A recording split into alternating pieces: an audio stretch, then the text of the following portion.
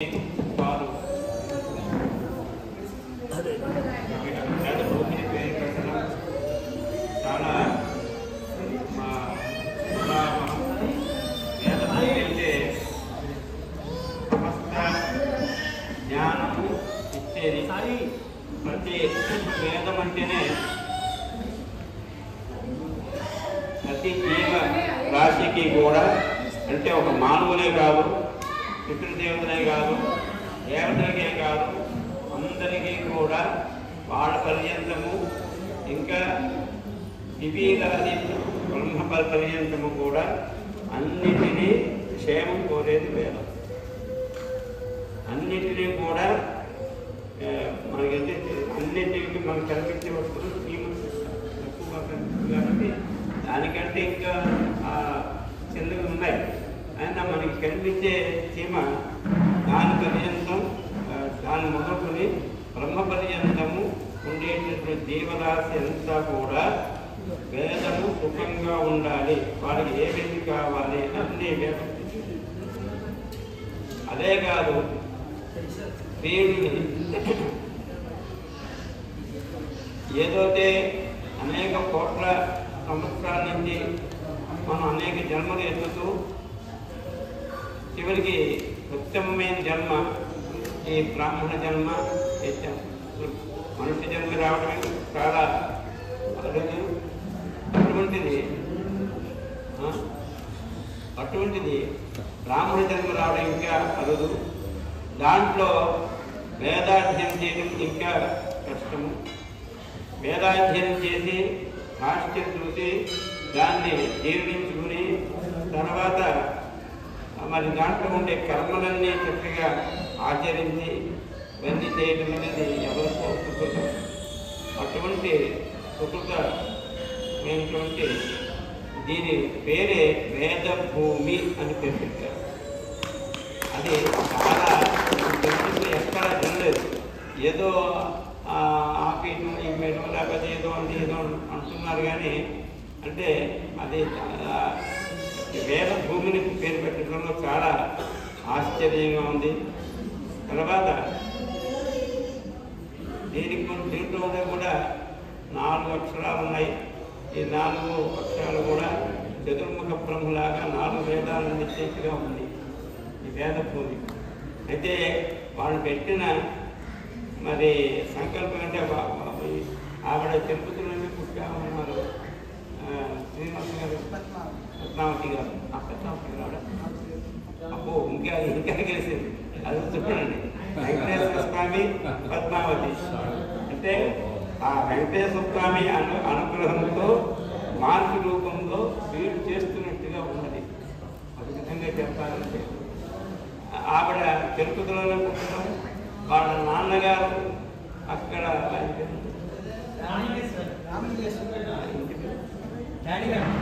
గాడిగడప రామలింగేశ్వర శాస్త్రి గారు. ఆయన వెంకటేశ్వర యూనివర్సిటీలో కెమిస్ట్రీ లెక్చర్గా ప్రొఫెసర్గా పనిచేశారు. ఆయనకి సంకల్పం కలగడం, ఆ సంకల్పాన్ని వీరు హోమియోపతి కొట్టేపల్లి శ్రీనివాస్ గారు, వారి పద్మావతి గారు వీరు వాళ్ళు చెప్పినటువంటి మార్గాన్ని వీరు దాన్ని అభివృద్ధి చేయడం, వీరు ఈ వేదాన్ని పోషించాలి అది వారి దానికి ధనం పాపం ఎక్కువ ఉన్నట్టుగా లేదు. లేకపోయినా సంకల్పం చాలా గొప్పగా కనిపిస్తున్నది. మరి వేదం అంటే మనకేంటంటే నిష్పత్తం వేద అంటే వేదం అంటే మన ఉచ్ఛ్వాస నిశ్వాసములే వేదం. పరమాత్మకు ఉచ్ఛ్వాస నిశ్వాసములే వేదమని అంటారు. అంటే ఆ వేదం ఎంత మటుకు ఉంటుందో అంత మటుకు చక్కగా సుఖంగా అన్ని ప్రాణులు కూడా సుఖజీవనంగా ఉంటాయి. దాన్ని నమ్మిన వాడికి చెప్పాల్సిన పని లేదు, దాంట్లో కృషి చేసిన వాడికి ఇంకా అంతకంటే చెప్పాల్సిన పని లేదు. అటువంటి వేదభూమి వారు సంకల్పాలంటే వ్యాస పూర్ణిమ నాడు ఒక మహాపండితుడిని తీసుకొచ్చి సత్కరించాలని చాలా భక్తి శ్రద్ధంగా చేశారు. వారు 3 ఏళ్ళ నుంచి అనుకుంటున్నారు సార్, పోనీ 7 కూడా కొద్దిగా వాయిదా వేయండి పోనీ అంటే, కాదు మేము 3 ఏళ్ళ నుంచి అనుకుంటున్నాము అంటే అన్నారు. అదే చాలా ఇది నేను కూడా ఇంత ఇదిగా ఇంత భక్తిగా ఎక్కడ చూడలేదు. నేను అనేక చోట్ల సన్మానాలు పొందాను, కొన్ని నిరాకరించాను కూడా. నాకు చిన్నతనంలోనే టీవీ నరసింహారావు గారు దాంట్లో నాకు పెద్ద సన్మానం చేస్తానంటే అక్కడ వద్దండి, ఆయనకి నాకు చాలా ఇది ఉండేది, ఉంటే అంత వద్దు నేను తీసుకొని చెప్పేసాను. దాన్ని కూడా నిరాకరించాను. ఎందుకంటే చిన్నతనంలో అందరూ ఇది ఇంటికి వచ్చింది అని కూడా నాకు అప్పుడు ఒప్పుకోలేదు. అయితే ఇవన్నీ ఒక ఎత్తు. వ్యాసుల వారి యొక్క గొప్పతనం చాలా గొప్పది. ఎందుకంటే సాక్షాత్ వైకుంఠంలో నారాయణుడు ఆయనే ఈయన. వ్యాసుల వారు నారాయణ హరిని, వ్యాసుల వారికి నారాయణుడికి తేడా లేదు. అయితే ఆయన అక్కడ ఉండి పరిపాలిస్తుంటే జ్ఞానావతారంగా ఈయన ఇక్కడ పరిపాలించారు. లోకంలో జ్ఞానం చాలా అవసరం. ఆ జ్ఞాన అవతారంగా ఆయన అవతరించి, ఆయన అవతరిస్తారని కూడా పురాణాల్లో ఉంది. ఆ విధమైనటువంటి కృష్ణద్వైపానుడు అని అంటారు. ఆయన ఈ వేదాన్ని అది చాలా ఉంది. ఈ కలియుగంలో అంత వల్లించలేరు, నేను ధారణ చేయలేదని దాన్ని కలియుగానికి తెరవడేట్టుగా ఒక విధమైనటువంటి దాని విభాగాలు చేసి మొత్తం 1331 విభాగాలు చేశారు 4 వేదాలలో కలిపి.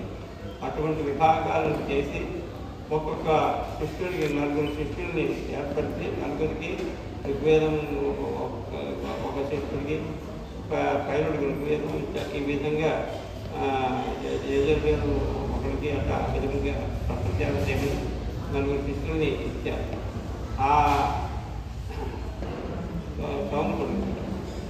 ఆ విధమైనటువంటి విభాగంలో ఇప్పుడు మనకి ఎన్ని కనిపిస్తున్నాయంటే ఒక 10-11 మనకి కనిపిస్తుంది. అంటే ఒక్కొక్క వేదానికి ఇప్పుడు ఋగ్వేదం ఉంది, 21 శాఖలు ఉన్నాయి.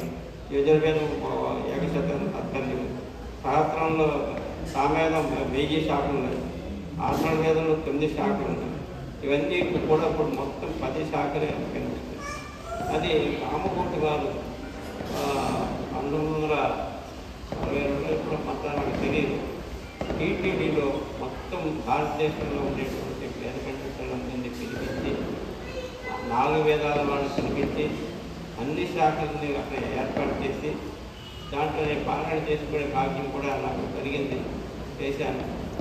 వారు ఆ రామకోటి వారు అనుగ్రహం ఏంటంటే ఆయన నడిచే దేవుడని సాక్షాత్ ఆ వేదాన్ని ఎవరు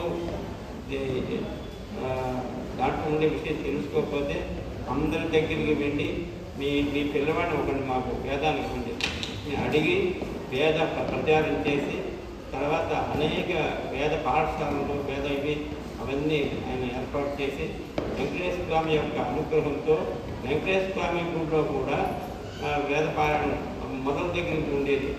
సరే అది మధ్యలో దుఃఖమవుతే మళ్ళీ మీరు ఉద్ధరించి తర్వాత వాళ్ళు ఉండే చోట్లనే స్కీమ్గా పెట్టి ఆ విధమైనటువంటి రక్షణ వెంకటేశ్వర స్వామి స్వీకరించారు కాబట్టి ఇప్పుడు దాదాపుగా 3,000 మందికి వాళ్ళ ఇంటి దగ్గరే వాళ్ళకి వేతనాలు 20,000 పంపిస్తారు. ఆ విధమైనటువంటి ఇదంతా కూడా చక్కగా జరిగింది. ఇప్పుడు మనకి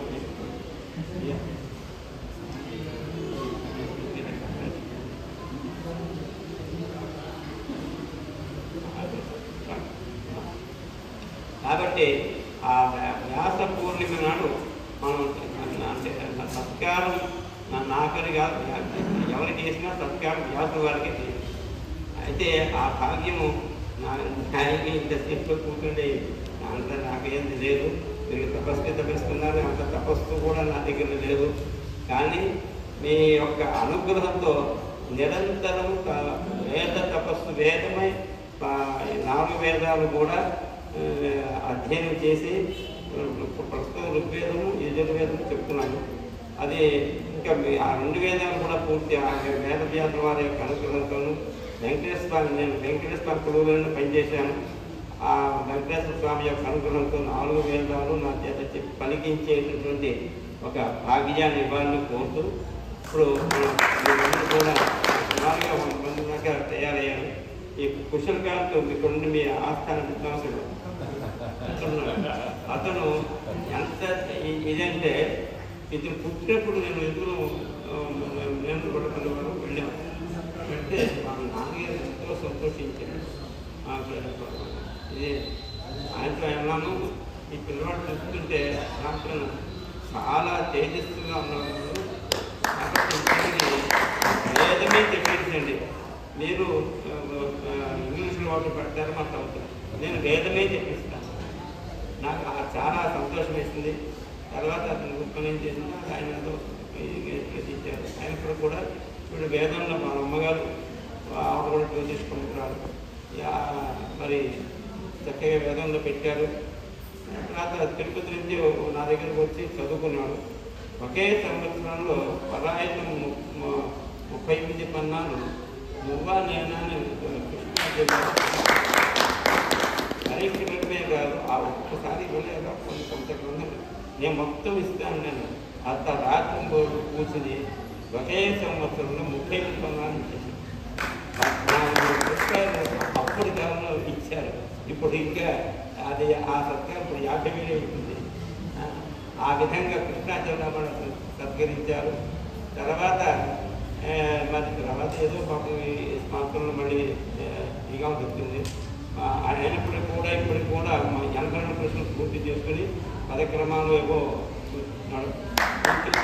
ఇప్పుడు ఈ మధ్య ఏమంటున్నాడంటే, నేను మా నాన్నగారు దీనివల్ల నన్ను ఈ సంపాదన నాకు ముఖ్యం కాదు, నాకు ఏమైనా సరే ఘనాంత మీ దగ్గర పెరుగుతుంది అని ఒక సంకల్పం చేస్తున్నాను. అది కూడా నెరవేరాలని నేను అనుకుంటున్నాను. సరే, ఒక గణపన సార్ మనకి వీళ్ళంతా కూడా వినిపిస్తారు. అది